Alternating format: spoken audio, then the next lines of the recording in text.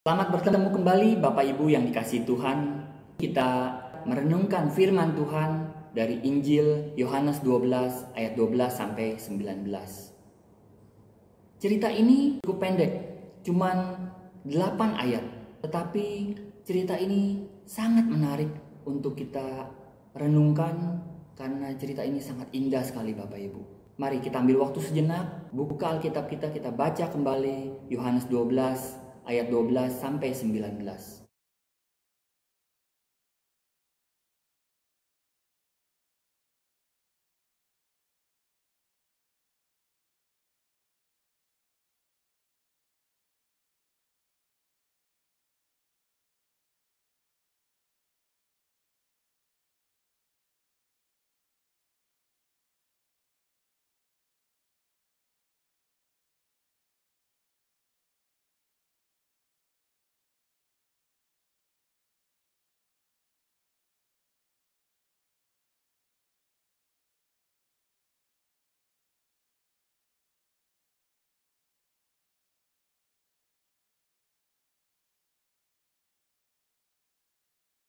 Menarik di mana ya Bapak Ibu? Karena di cerita ini terjadi 3 pengenapan nubuat mengenai kedatangan Tuhan Yesus ke Yerusalem. Yang pertama, mereka mengambil daun-daun palem dan pergi menyongsong dia sambil berseru-seru, "Hosana, diberkatilah dia yang datang dalam nama Tuhan, Raja Israel." Saya mau menggarisbawahi kata-kata diberkatilah dia yang datang dalam nama Tuhan Raja Israel. Ucapan ini sudah dinubuatkan oleh 2 orang sebelumnya. Pertama, Tuhan Yesus sendiri. Matius 23 ayat 39 Tuhan Yesus berkata, "Aku berkata kepadamu mulai sekarang kamu tidak akan melihat aku lagi hingga kamu berkata, diberkatilah dia yang datang dalam nama Tuhan." Yang kedua, Mazmur 118 ayat 26a. Diberkatilah dia yang datang dalam nama Tuhan.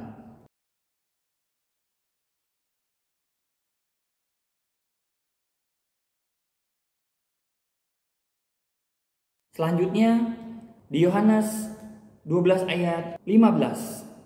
"Jangan takut, hai putri Sion, lihatlah, rajamu datang duduk di atas seekor keledai muda." Kata-kata ini, ucapan ini sudah dinubuatkan, sudah diucapkan oleh Nabi Zakaria kira-kira 520 tahun sebelum Masehi. Ini dicatat pada kitab Zakaria 9 ayat 9. "Bersorak-sorailah dengan nyaring, hai putri Sion, bersorak-sorailah, hai putri Yerusalem. Lihat, rajamu datang kepadamu, ia adil dan jaya, ia lemah lembut dan mengendarai seekor keledai beban yang mudah." Ini menarik sekali Bapak Ibu. Karena ada 3 tokoh. Ada perbedaan waktu kira-kira 500 tahunan.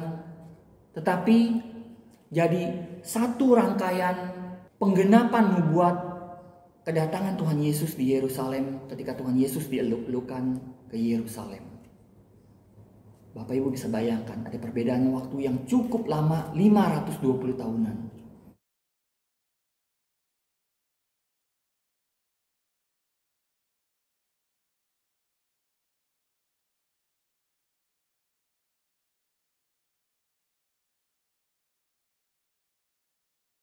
Alkitab kita ini mencatat kira-kira ada 735 nubuat dan 586-nya sudah digenapi. Jadi total ada kira-kira 81% nubuat dalam Alkitab yang sudah digenapi.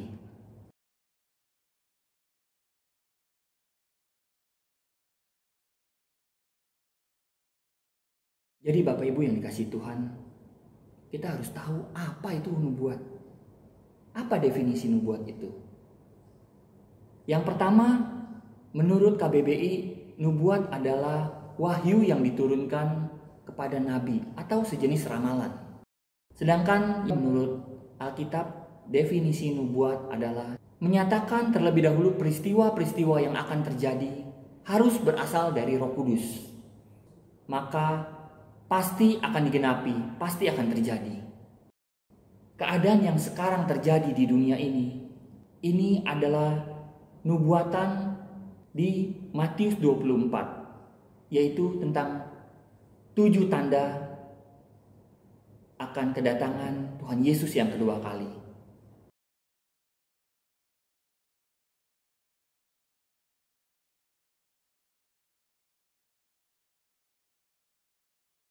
Yang pertama, munculnya antikristus. Munculnya Kristus palsu atau orang-orang yang mengaku sebagai nabi. Kita banyak melihat, mendengar berita bahwa banyak orang yang mengaku sebagai nabi utusan dari Tuhan.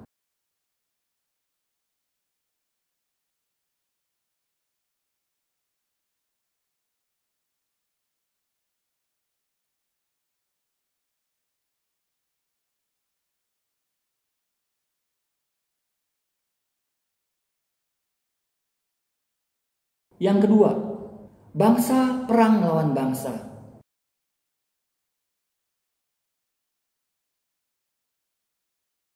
Tanda yang ketiga, musibah seperti gempa bumi di mana-mana, ada kelaparan, ada penyakit sampar. Mengenai penyakit sampar, kelaparan, kita balik lagi yang terjadi sekarang ini.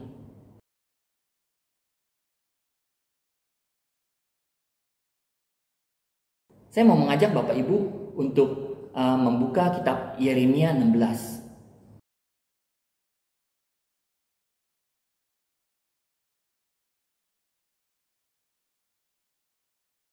Di sana Bapak Ibu dapat melihat apa yang terjadi. Mirip sekali dengan kondisi yang terjadi sekarang ini. Mempelai yang ingin melaksanakan pernikahannya sedih karena pernikahannya batal. Karena siapa yang mau datang?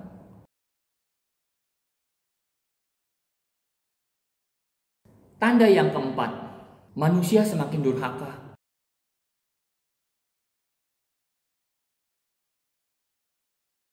Banyaknya terjadi perselingkuhan karena kasih yang sudah menurun. Anak menjadi durhaka, kurang ajar terhadap orang tuanya, memukul, membunuh, melaporkan orang tuanya hanya karena soal warisan. Ada juga kejahatan LGBT. Banyak negara-negara yang melegalkan pernikahan sejenis. Ini juga merupakan tanda-tanda kedatangan Tuhan yang kedua kali. Tanda yang kelima, ekspansi Injil ke seluruh dunia.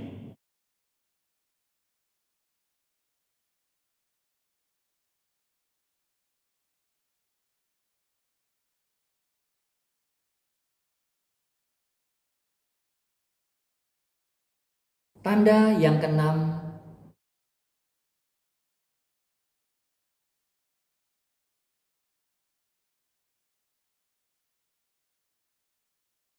contohnya meningkatnya perbuatan pekerjaan-pekerjaan roh jahat atau iblis.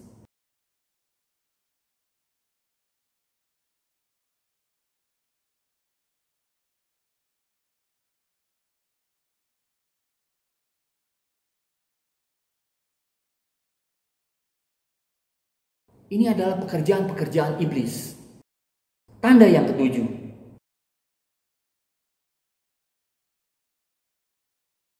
kita lihat banyak anak-anak Tuhan yang saling gontok-gontokan. Pendeta ribut dengan pendeta.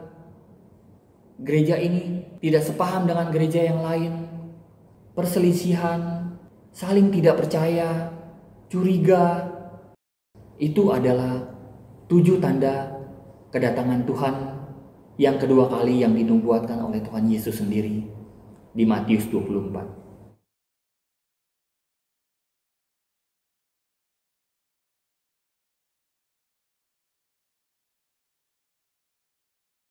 Jadi nubuat itu sangat penting sekali Bapak Ibu. Tetapi lucunya, murid-murid Tuhan Yesus tidak mengerti akan nubuat yang digenapi. Mari kita baca Yohanes 12 ayat 16. Mula-mula murid Yesus tidak mengerti akan hal itu. Tetapi sesudah Yesus dimuliakan, teringatlah mereka bahwa nas itu mengenai dia dan bahwa mereka telah melakukannya juga untuk dia. Ini lucu sekali. Murid-murid tidak mengerti bahwa mereka sebenarnya terlibat dalam penggenapan nubuat tentang kedatangan Tuhan Yesus di Yerusalem.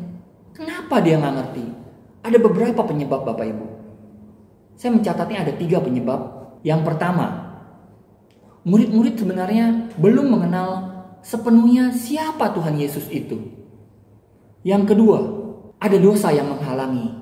Yang ketiga, murid-murid belum tunduk akan kehendak Tuhan. Mereka masih berusaha ingin memenuhi kehendaknya sendiri yang jadi. Kenapa saya bisa bilang begitu Bapak Ibu? Karena kita tahu murid-murid punya keinginan, punya harapan Tuhan Yesus itu menjadi raja di dunia ini. Agar yang satu bisa duduk di sebelah kirinya, yang lain duduk di sebelah kanannya.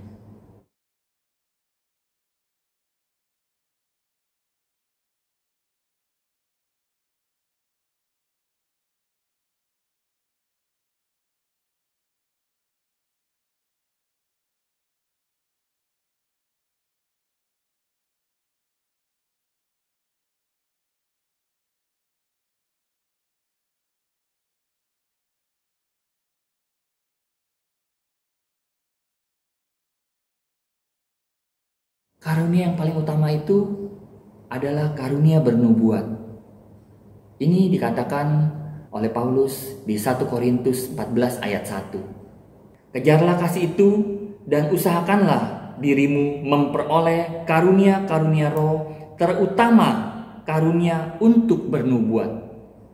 Jadi di antara semua karunia roh, karunia bernubuat yang paling utama. Kenapa harus karunia nubuat yang paling utama Bapak Ibu? Kenapa bukan karunia mengadakan mujizat atau karunia menyembuhkan? Saya ambil contoh seperti ini. Ada orang yang berjalan tetapi tidak ada orang yang memberitahukan bahwa di sana ada jalan yang berlubang. Dan orang tersebut jatuh, orang tersebut luka-luka. Baru ada orang yang datang menolongnya, menyembuhkannya. Bagaimana jika dibandingkan dengan karunia bernubuat? Orang tersebut sudah diberitahu terlebih dahulu bahwa di depan sana ada jalan berlubang, jangan kamu lewat sana, hindari jalan itu, kamu boleh ambil jalan yang lain. Sehingga orang tersebut terhindar dari musibah. Mana yang lebih penting Bapak Ibu? Luka baru kita sembuhkan, mengingatkan orang tersebut agar terhindar dari musibah.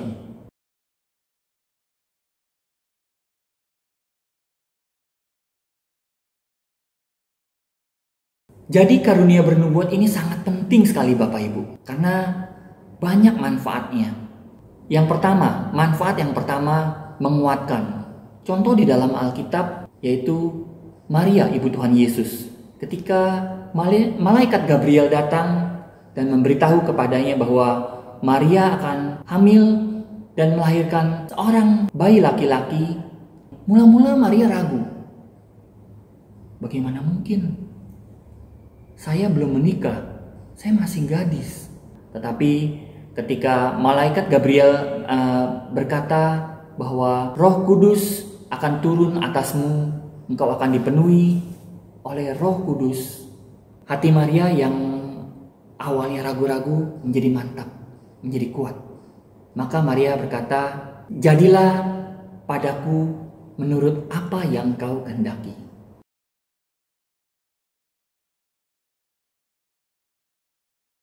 Manfaat yang kedua adalah mengingatkan. Kita ingat penyangkalan Petrus. Ayam berkokok, engkau sudah menyangkal aku 3 kali.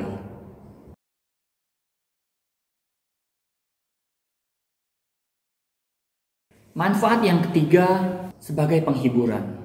Contohnya Raja Daud. Raja Daud punya maksud untuk mendirikan rumah bagi Tuhan.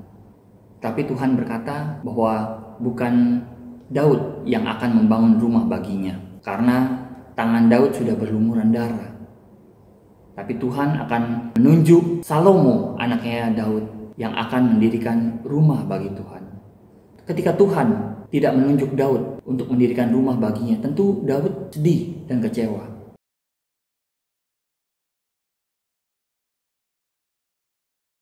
Manfaat yang keempat, yaitu membangun jemaat. Kita baca kitab 1 Korintus 14 ayat 24 sampai 25. Tetapi kalau semua bernubuat lalu masuk orang yang tidak beriman atau orang baru, ia akan diyakinkan oleh semua dan diselidiki oleh semua. Segala rahasia yang terkandung di dalam hatinya akan menjadi nyata, sehingga ia akan sujud menyembah Allah dan mengaku, sungguh Allah ada di tengah-tengah kamu.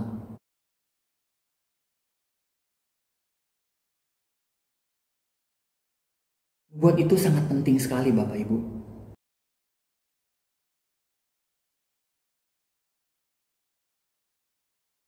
Contoh yang paling gampang kita ingat adalah ketika Nabi Yesaya menubuatkan akan kematian Raja Hizkia. Raja Hizkia mohon belas kasihan kepada Tuhan. Alhasil Raja Hizkia diberi perpanjangan umur oleh Tuhan. Coba Bapak Ibu bayangkan jika ada satu jemaat kita yang bisa atau punya karunia bernubuat. Jadi apa jemaat gereja ini? Tentunya tidak akan salah jalan. Tapi bagaimana cara kita untuk mendapatkan nubuat ini? Tenang. Paulus sudah mengajarkan cara untuk mendapatkan karunia bernubuat ini. Di 1 Korintus 14 ayat 1, yaitu kejarlah kasih.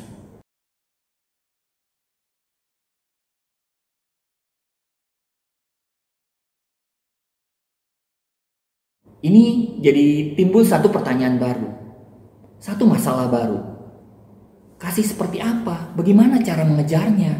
Kita tahu kasih itu lemah lembut, jadi kita harus lemah lembut. Kasih itu sabar, kita juga harus sabar. Kasih itu murah hati, tidak cemburu, tidak memegahkan diri, tidak sombong. Kasih itu tidak melakukan yang tidak sopan dan tidak mencari keuntungan diri sendiri. Kasih itu tidak pemarah, tidak menyimpan kesalahan orang lain.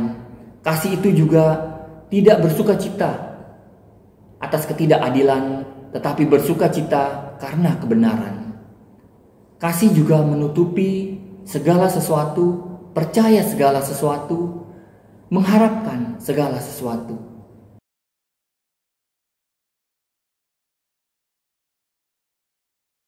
Karunia nubuat ini sangat penting Bapak Ibu. Saya ambil contoh. Ada satu jemaat di sebuah gereja yang punya karunia bernubuat.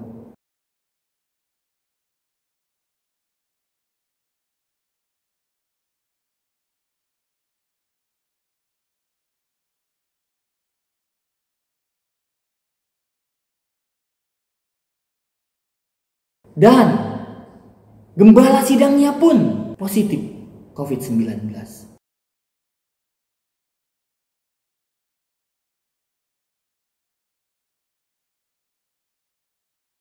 Jika kita punya karunia nubuat, maka orang-orang akan melihat pengikut Kristus itu beda. Kata-kata pengikut Kristus itu punya kuasa. Pertanyaannya, apakah Bapak Ibu sudah punya karunia nubuat ini?